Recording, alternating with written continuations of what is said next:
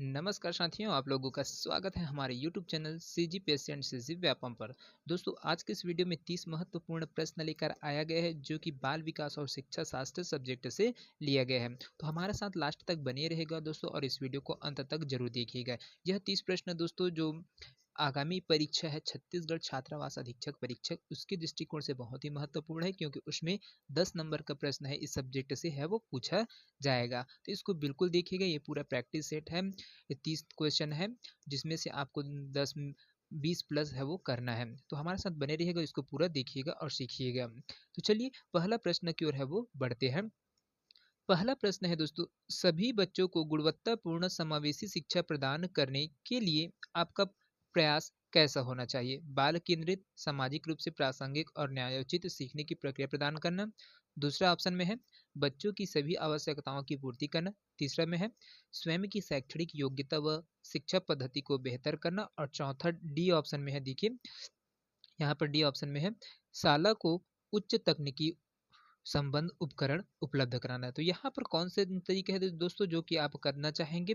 तो इसमें का जो आपका करेक्ट आंसर हो जाएगा दोस्तों वो हो जाएगा, यहाँ पर है बाल केंद्रित, सामाजिक रूप से प्रासंगिक और न्यायोचित शिक्षा प्रक्रिया प्रदान करने के लिए हम क्या करते हैं, इसको करते हैं। तो ये किसके अंतर्गत आता है? समावेशी शिक्षा के अंतर्गत है आता है। तो समावेशी शिक्षा शिक्षा का अधिकार को प्राप्त करने के लिए दोस्तों एक सकारात्मक प्रयास है वो रखा गया है जिसके आधार पर हम बाल केंद्रित शिक्षा को है वो प्रोत्साहित करते हैं, है ना। और साथ में बच्चे के अधिकार का सम्मान करते हुए समावेशी शिक्षा का उद्देश्य है वो रखा गया है। तो इस प्रकार से आपको ऑप्शन ए है वो बिल्कुल सही रहेगा।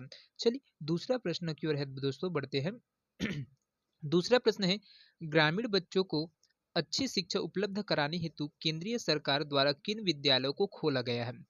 मॉडल स्कूल, सैनिक स्कूल, नवोदय स्कूल या फिर केंद्रीय विद्यालय। तो यहाँ पर कौन सा स्कूल है दोस्तों जो जिसको खोला गया है ग्रामीण शिक्षा को जो ग्रामीण के बच्चे हैं उनको अच्छी शिक्षा उपलब्ध कराने की दृष्टिकोण से? तो यहाँ पर कौन सा ऑप्शन आएगा दोस्तों? ABCD इसमें से कौन सा आएगा? तो इसका जो करेक्ट आंसर हो जाएगा दोस्तों वो हो जाएगा आपको ऑप्शन सी है वो बिल्कुल सही हो जाएगा। नवोदय विद्यालय है दोस्तों जिसको क्या किसके लिए खोला गया है? जो राष्ट्रीय शिक्षा नीति है 1986 की है ना, राष्ट्रीय शिक्षा नीति है 1986, इसके आधार पर है भारत सरकार द्वारा जो खोला गया था जवाहर नवोदय विद्यालय, उसको प्रारंभ है वो किया गया था। और जिसमें इसका प्रमुख उद्देश्य रखा गया था दोस्तों कि ग्रामीण क्षेत्र के बच्चों के लिए यहाँ पर है ये शिक्षा जो पढ़ नहीं पाते हैं, जिनके पास वित्तीय सहायता नहीं हो पाता है, जो आर्थिक रूप से कमजोर होते हैं, उन छात्रों को यहाँ पर है वो जो प्रतिभाशाली बालक है वो लोग इसमें आकर पढ़ सके। और उनके लिए है क्या, कितना 75% सीटें हैं, है ना, 75%, जो 75% सीटें उसके लिए उपलब्ध कराया गया। यहाँ पर टोटल दोस्तों एक ही स्कूल में 100 बच्चे हैं वो आ सकते हैं इसमें, तो 75% है वो किसके लिए रखा गया था? नवोदय विद्यालय में जो ग्रामीण बच्चे हैं उनको लिए है अच्छी शिक्षा प्राप्त कर सके। इस वजह से यहाँ पर बहुत ही कम पैसा लगता है, मतलब आर्थिक रूप से यह न ज़्यादा इसमें फॉल्ट नहीं है ना। तो इसके दृष्टिकोण से यहाँ पर है इसको नवोदय विद्यालय है वो खोला गया था, है ना। चलिए अगला प्रश्न की ओर है वो बढ़ते हैं। अगला प्रश्न है दोस्तों यहाँ पर, सूक्ष्म शिक्षण संबंधित होता है शिक्षण विधि से, शिक्षण कौशल से, शिक्षण प्रतिमानों से या फिर शिक्षण प्रविधियों से? तो यहाँ पर दोस्तों ये जो सूक्ष्म शिक्षण संबंधित है वो किससे होता है दोस्तों? तो इसका जो करेक्ट आंसर होगा दोस्तों वो हो जाएगा आपका ऑप्शन बी है वो बिल्कुल से हो जाएगा। शिक्षण कौशल से दोस्तों यह विधि है वो क्या संबंधित है, क्योंकि सूक्ष्म शिक्षण एक ऐसी प्रणाली होती है दोस्तों जो शिक्षकों में क्या करते हैं, शिक्षण दक्षता विकसित करने का क्या करता है, प्रयास है वो करता है ना। शिक्षकों में किया जाता है ये इसका, इस वजह से इस शिक्षकों में जो शिक्षण दक्षता होता है उसको विकसित करने का प्रयास है इस माध्यम से है वो किया जाता है। इस वजह से आपका जो शिक्षण कौशल है वो इसका करेक्ट आंसर हो जाएगा। चलिए अगला प्रश्न की ओर है वो बढ़ते हैं। अगला प्रश्न है दोस्तों, विकास के सिद्धांत के अनुसार निम्न में से कौन सा कथन सत्य है? ऑप्शन ए में दिया है विकास की सभी प्रक्रियाओं के बीच संबंध नहीं होता। ऑप्शन बी में दिया है यह लगातार चलने वाली प्रक्रिया नहीं है। ऑप्शन सी में है विकास हमेशा रेखीय होता है। और ऑप्शन डी में यह सभी के लिए समान गति से नहीं होता है। तो यहाँ पर इसका जो राइट आंसर हो जाएगा दोस्तों वो कौन सा हो जाएगा? तो इसका जो राइट आंसर है दोस्तों वो हो जाएगा आपका ऑप्शन डी है वो बिल्कुल सही हो जाएगा दोस्तों। यहाँ पर यह सभी के लिए समान गति से नहीं होता है। जो कथन सत्य है दोस्तों वो है आपका ऑप्शन डी है वो बिल्कुल सही है, क्योंकि विकास का क्रम दोस्तों एक समान हो सकता है किंतु विकास की जो गति है वो एक समान है वो नहीं रहता है। तो इस वजह से क्या है, ऑप्शन डी है आपका बिल्कुल सही है। चलिए अगला प्रश्न की ओर बढ़ते हैं। अगला प्रश्न है दोस्तों 5वां नंबर का यहाँ पर, सीखने के पुनर्बलन सिद्धांत के प्रतिपादक कौन है? ऑप्शन ए में दिया है ई थॉर्नडाइक, सी एल हल, आई पी पावलाव या फिर कोहला। यहाँ पर सीखने के पुनर्बलन सिद्धांत के प्रतिपादक के रूप में किसे जाना जाता है दोस्तों? तो इसका जो करेक्ट आंसर हो जाएगा दोस्तों वो हो जाएगा आपका ऑप्शन बी है, वो बिल्कुल सही हो जाएगा दोस्तों। यहाँ पर जो सी एल हल है ना, सी एल हॉल है, उनके द्वारा क्या गया पुनर्बलन सिद्धांत है उसका प्रतिपादन था वो किया गया था। किसका? सीखने के पुनर्बलन सिद्धांत का प्रतिपादन है वो किया गया था। अगर हम थार्नडाइक की बात करें दोस्तों, तो इनके द्वारा है प्रयास और त्रुटि का सिद्धांत है, सीखने में जो आते हैं प्रयास करते हैं और जो त्रुटि है तो उनका सिद्धांत है वो थॉर्नडाइक के द्वारा प्रतिपादित किया गया था। जो पावलाव की बात करें, यहाँ पर पावलाव की बात करें तो उनके द्वारा शास्त्रीय अनुबंधन सिद्धांत है उनका प्रतिपादन किया गया था। और कोहलर के द्वारा है आपका क्या कहते हैं सूझ एवं अंतर्दृष्टि का सिद्धांत है वो कोहलर के द्वारा है वो प्रतिपादित है वो किया गया था। और आपका जो सी एल हॉल है उनके द्वारा क्या है जो सीखने के पुनर्बलन सिद्धांत है उनका प्रतिपादन किया। तो ये बहुत ही महत्वपूर्ण टॉपिक है दोस्तों, इसको ध्यान में रखेंगे, एक एक चीज को है वो नोट्स बनाकर रख लीजिएगा। चलिए अगला प्रश्न की ओर है वो बढ़ते हैं। अगला प्रश्न है दोस्तों यहाँ पर, पाठ्य सहगामी क्रियाएं सहायक नहीं है शालेय कार्यालयी कार्य में, विशेष रुचियों के विकास में, नैतिक मूल्यों के विकास में या फिर अनुशासन स्थापित करने में। तो यहाँ पर दोस्तों इसका जो करेक्ट आंसर हो जाएगा दोस्तों वो हो जाएगा आपको ऑप्शन ए है वो बिल्कुल सही हो जाएगी दोस्तों। शालेय कार्यालयी कार्य में यहाँ पर जो पाठ्य सहगामी क्रियाएं सहायक नहीं होती बोला गया है, तो इसको ध्यान में रखिएगा, नहीं होता है बोला गया, तो ये शालेय कार्यालयी कार्य में है वो क्या करते हैं सहायक नहीं होता है पाठ्य सहगामी के रूप में, है ना। तो पाठ्य सहगामी क्रियाएं से आशय कैसा होता है दोस्तों? उन क्रियाओं से होता है जो क्या करते हैं पाठ्यक्रम के साथ साथ विद्यालय में कराई जाती है, लेकिन ये है वो नहीं कराया जाता है ना बच्चों के लिए। तो इस प्रकार से आपका ऑप्शन ये है वो बिल्कुल सही है। चलिए अगला प्रश्न की ओर है वो बढ़ते हैं।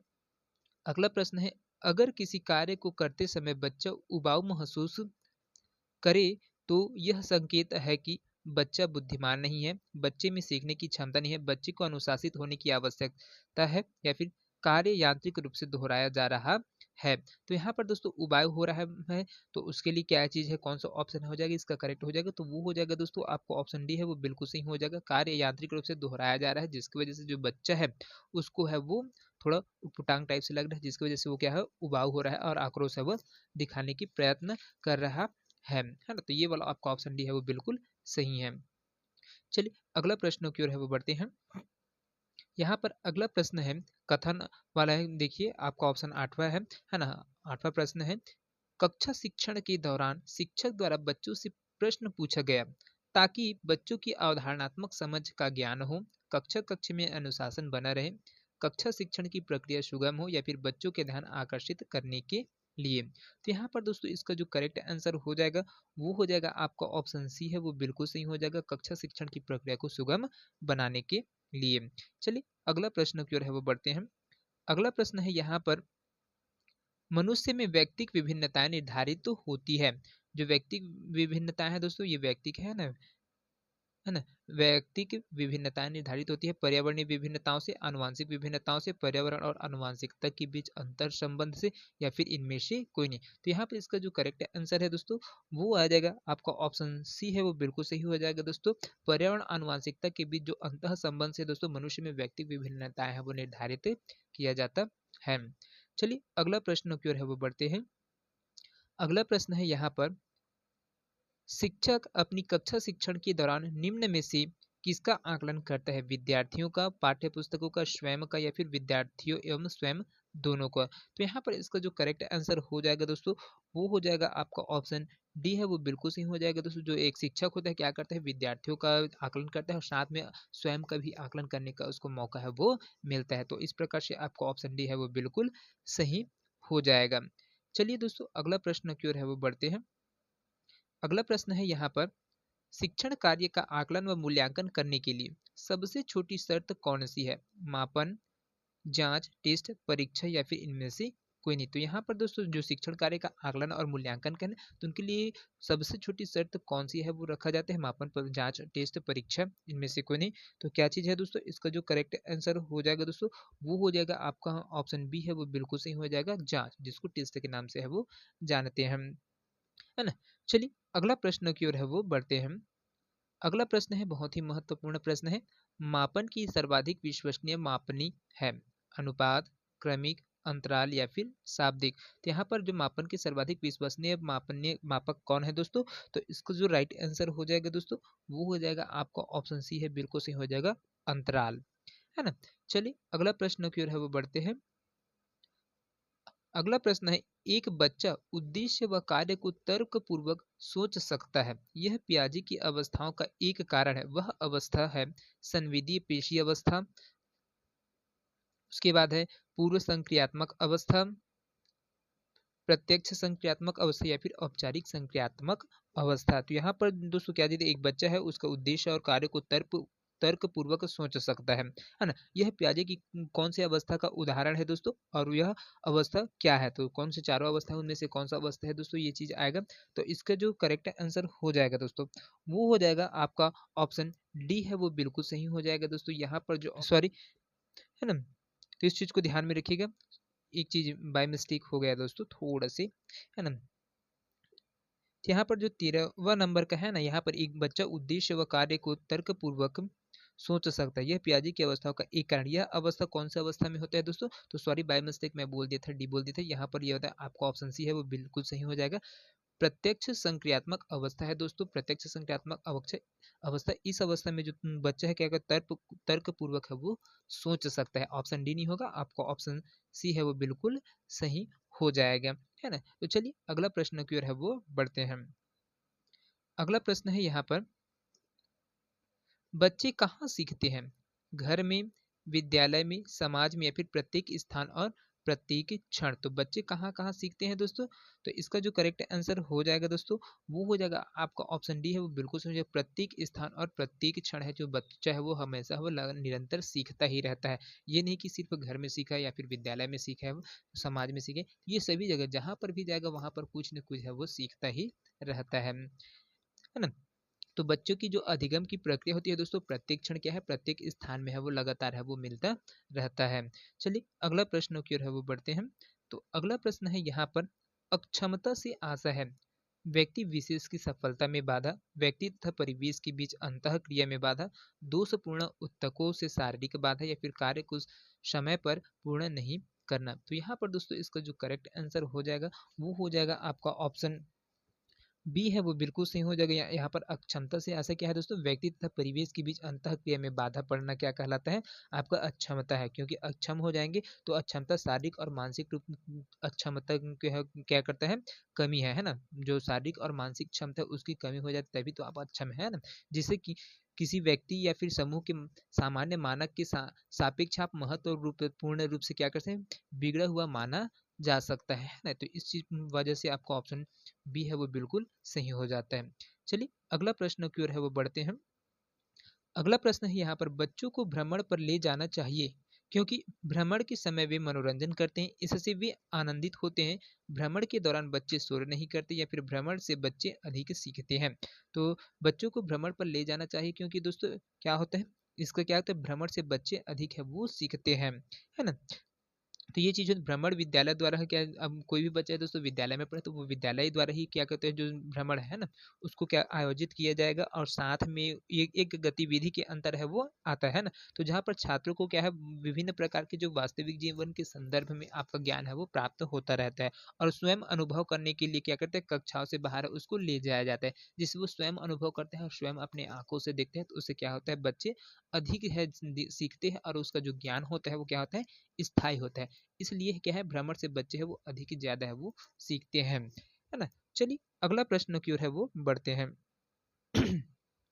अगला प्रश्न है, मूल्य शिक्षा की आवश्यकता है केवल प्राथमिक स्तर पर, माध्यमिक स्तर पर, महाविद्यालय स्तर पर या फिर इन सभी स्तरों पर। तो यहाँ पर दोस्तों इसका जो करेक्ट आंसर है दोस्तों, वो हो जाएगा आपका ऑप्शन डी है, वो बिल्कुल सही हो जाएगा। मूल्य शिक्षा की आवश्यकता क्या है दोस्तों, प्राथमिक स्तर भी है, माध्यमिक स्तर पर है और महाविद्यालय स्तर पर भी है। तो इस प्रकार से आपका ऑप्शन डी है वो बिल्कुल सही हो जाएगा। चलिए अगला प्रश्न की ओर है वो बढ़ते हैं। अगला प्रश्न है यहाँ पर, बच्चों की बुद्धि व विकास के अध्ययन के लिए कौन सा तरीका बेहतर होगा, मनोवैज्ञानिक विधि, तुलनात्मक विधि, विकासात्मक विधि या फिर सांख्यिकीय विधि। तो यहाँ पर बच्चे की बुद्धि और विकास के अध्ययन के लिए दोस्तों कौन सा जो मेथड है वो सबसे बेस्ट होगा। तो इसके लिए जो है दोस्तों आपका ऑप्शन सी है वो बिल्कुल सही हो जाएगा दोस्तों। यहाँ पर जो विकासात्मक विधि होती है ना, बच्चे की बुद्धि विकास के लिए बहुत ही ज़्यादा महत्वपूर्ण दोस्तों, क्योंकि ये जो विकासात्मक विधि है दोस्तों एक वैज्ञानिक विधि है ना, जो वैज्ञानिक अध्ययन के अंतर्गत है वो आता है, जिससे क्या होता है जो मनुष्य है ना, मनुष्य के जीवन में हो रहे परिवर्तन के बारे में ही पूरी चीज़ों को है वो एक एक चीज़ को है बारीकी से है वो बताता है। तो इस प्रकार से आपको ऑप्शन सी है वो बिल्कुल सही हो जाएगा। चलिए अगला प्रश्न की ओर है वो बढ़ते हैं। अगला प्रश्न है यहाँ पर, गौरव बातें करने के लिए संकेतों का प्रयोग बार बार करता है। एक शिक्षक होने के नाते आप उसकी शिक्षा व्यवस्था करेंगे विशेष आवश्यकता अनुसार अलग संस्था में, एक सामान्य स्कूल में सबके साथ, एक सामान्य स्कूल में चुने हुए बच्चों के साथ, या फिर विशेष आवश्यकता अनुसार विशेषज्ञों की देख रेख में। तो यहाँ पर क्या है दोस्तों, जो गौरव है बातें करने के लिए संकेतों का प्रयोग है वो बार बार है वो करता रहता है ना। तो यहाँ पर किसका प्रयोग है, संकेत का प्रयोग है, बार बार करता है। तो एक शिक्षक होने के नाते आप उसकी शिक्षा व्यवस्था करेंगे कैसे, तो संकेत का है उपयोग करते हैं। तो दोस्तों संकेत है तो इसका क्या चीज है ना। तो यहाँ पर देखिए इसका जो करेक्ट आंसर हो जाएगा दोस्तों वो हो जाएगा आपका ऑप्शन बी है वो बिल्कुल सही हो जाएगा दोस्तों। एक सामान्य स्कूल में सबके साथ है हम उसके साथ है बैठने की व्यवस्था है वो करेंगे है ना, और वहाँ पर है उसको उसकी उसके नाते हमारा जो फर्ज होगा हम उसको दिखाएंगे है ना। चलिए अगला प्रश्न की ओर है वो करते हैं।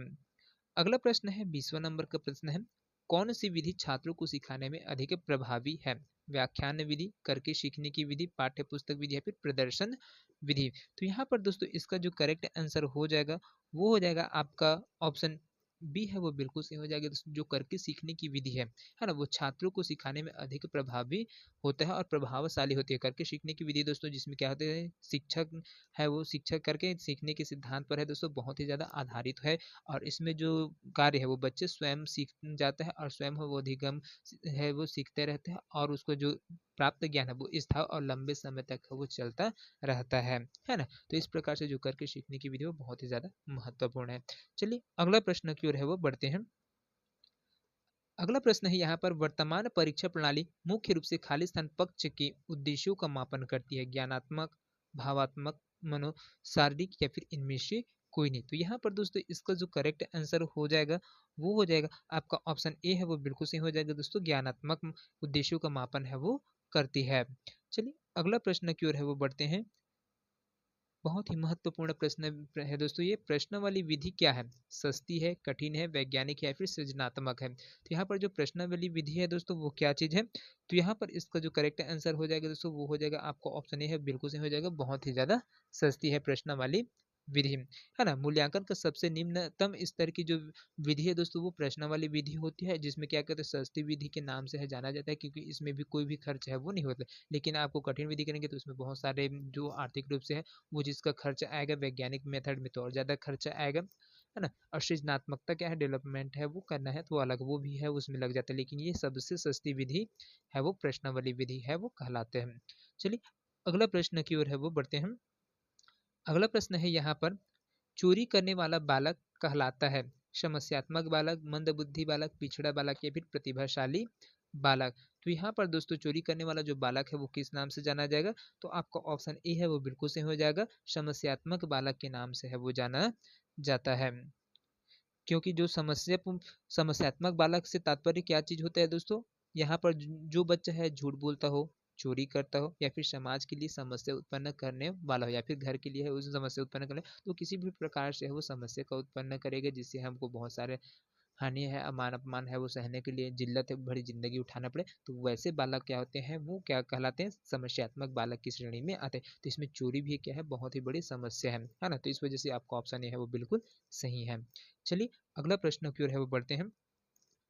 अगला प्रश्न है, एक व्यक्ति अपने बच्चे की विकास में उसकी परवरिश को अत्यंत प्रभावी बना मानता है, वह इनमें से किसके महत्व से असहमत है, आनुवंशिक कारक, मनोवैज्ञानिक कारक, भावात्मक कारक, फिर उपरोक्त सभी। तो यहाँ पर दोस्तों इसका जो करेक्ट आंसर हो जाएगा दोस्तों वो हो जाएगा आपका ऑप्शन ए है वो बिल्कुल सही हो जाएगा दोस्तों। आनुवंशिक कारक की वजह से क्या है उसमें क्या है अत्यंत प्रभावी मानता है इसे है ना। तो चलिए अगला प्रश्न की ओर है वो बढ़ते हैं।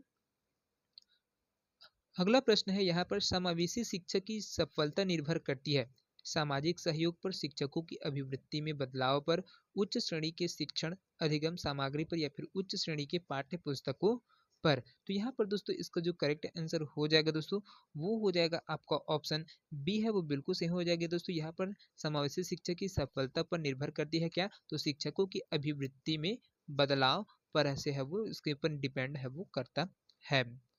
क्योंकि दोस्तों यहाँ पर जो शिक्षा को समावेशी बनाने के लिए शिक्षकों का जो सकारात्मक दृष्टिकोण है वो होना अनिवार्य होता है ना। चलिए अगला प्रश्न की ओर है वो बढ़ते हैं। अगला प्रश्न है यहाँ पर, अध्यापक द्वारा अपने छात्रों से व्यवहार किया जाना चाहिए अपने अपरिचितों की तरह, अपने दूर रिश्तेदारों की तरह, अपने बच्चों की तरह, या फिर उपरोक्त सभी। तो यहाँ पर इसका जो करेक्ट आंसर हो जाएगा दोस्तों, वो हो जाएगा आपका ऑप्शन सी है वो बिल्कुल सही हो जाएगा। अपने बच्चों की तरह है वो क्या करते हैं, छात्रों से व्यवहार किया जाना चाहिए। चलिए अगला प्रश्न है उसको देख लेते हैं। अगला प्रश्न यहाँ पर देखिए, शिक्षण की सफलता निहित होती है शिक्षकों के उत्तम गुणों में, कक्षा में कड़ा अनुशासन बनाए रखने में, विद्यार्थियों की उपलब्धि में, या फिर शिक्षा के उद्देश्यों में। तो यहाँ पर शिक्षण की जो सफलता निहित होती है दोस्तों, तो वो किस में होती है, तो इसका जो करेक्ट आंसर हो जाएगा दोस्तों, वो हो जाएगा आपको ऑप्शन सी है वो बिल्कुल सही हो जाएगा, विद्यार्थियों की उपलब्धि में, है ना। क्योंकि कोई भी शिक्षण अधिगम है दोस्तों, उसे महत्वपूर्ण भूमिका क्या होता है, तो एक शिक्षक न केवल ज्ञान का प्रसार करता है बल्कि विभिन्न प्रकार की जो भूमिका है उनको निभाने का काम है वो करता है। तो इस वजह से क्या है, विद्यार्थियों की जो उपलब्धि है वो उसके होने उपलब्धि प्राप्त होने पर ही वो जो एक शिक्षक है वो उसको सफलता है वो दिखाई देता है। तो शिक्षण की जो सफलता होती है ना, उसी के साथ में शिक्षण जिसको शिक्षण शिक्षा बोलते हैं, तो उसकी सफलता यही चीज होती है, बच्चे की जो विद्यार्थी है वो उपलब्धि को है वो प्राप्त कर पाए। चलिए अगला प्रश्न की ओर वो बढ़ते हैं। अगला प्रश्न है यहाँ पर, वाइगोत्स्की के अनुसार बालक विकास एक परिणाम है सामाजिक अंतर संबंध, औपचारिक शिक्षा का संबंध, आवास व अनुकूलता का, या फिर आनुवंशिक कारकों का। तो यहाँ पर दोस्तों इसका जो करेक्ट आंसर है दोस्तों, वो हो जाएगा आपको ऑप्शन ए है वो बिल्कुल सही हो जाएगा। वाइगोत्स्की के अनुसार जो बाल विकास एक प्रकार से सामाजिक अंतर संबंध का क्या है दोस्तों, परिणाम है ना। चलिए अगला प्रश्न की ओर है वो बढ़ते हैं। अगला प्रश्न है यहाँ पर 29वां नंबर का प्रश्न है, बहुत ही महत्वपूर्ण प्रश्न है दोस्तों ये। कक्षा शिक्षण के दौरान बच्चों को उनके सहपाठियों के साथ समूह में कार्य करने के लिए प्रोत्साहित करना चाहिए, जिससे वे प्रश्नोत्तरी के उत्तर समूह के साथ सीख सके, वे सामाजिक कौशल को सीख सके, कक्षा में अनुशासन बना सके, या फिर उपरोक्त सभी। तो यहाँ पर इसका जो करेक्ट आंसर है दोस्तों, वो हो जाएगा आपका ऑप्शन बी है वो बिल्कुल सही हो जाएगा दोस्तों। वे सामाजिक कौशल को क्या हो सके, सीख सके। इस वजह से दोस्तों जो कक्षा शिक्षण के दौरान है बच्चों को उनके सहपाठियों के साथ समूह में कार्य करने के लिए प्रोत्साहित करना चाहिए, है ना। चलिए अगला प्रश्न की ओर है वो बढ़ते हैं। आज के सेशन का अंतिम प्रश्न है जो कि 30वां नंबर का प्रश्न है। तो शिक्षा में सबको शामिल करना सुनिश्चित करने के लिए शिक्षक की शिक्षण योजना में होने चाहिए लचीलापन, आत्मसम्मान केंद्रित, सचेतन व संवेदनशील, या फिर उपरोक्त सभी। तो यहाँ पर इसका जो करेक्ट आंसर होगा दोस्तों, वो हो जाएगा आपका ऑप्शन डी है वो बिल्कुल सही हो जाएगा दोस्तों। उपरोक्त सभी है वो शिक्षा में शामिल करना है, तो लचीलापन होना चाहिए, आत्मसम्मान केंद्रित होना चाहिए, संचेतन व संवेदनशील है वो, ये सब शिक्षा योजना में है वो होने चाहिए, है ना। तो इस प्रकार से दोस्तों ये 30 प्रश्न लाया गया था जो कि बहुत ही इंपॉर्टेंट है, इसको लगातार है वो व्यापम के द्वारा है पूछा गया। तो वीडियो कैसे लगा आप लोग कमेंट करके अवश्य बताइएगा। अगर ज़्यादा पसंद आएगा तो ज़्यादा से ज़्यादा लोगों तक शेयर करिएगा, और मिलते हैं अगले वीडियो में। तब तक के लिए जय हिंद, जय Chhattisgarh. Thank you so much दोस्तों।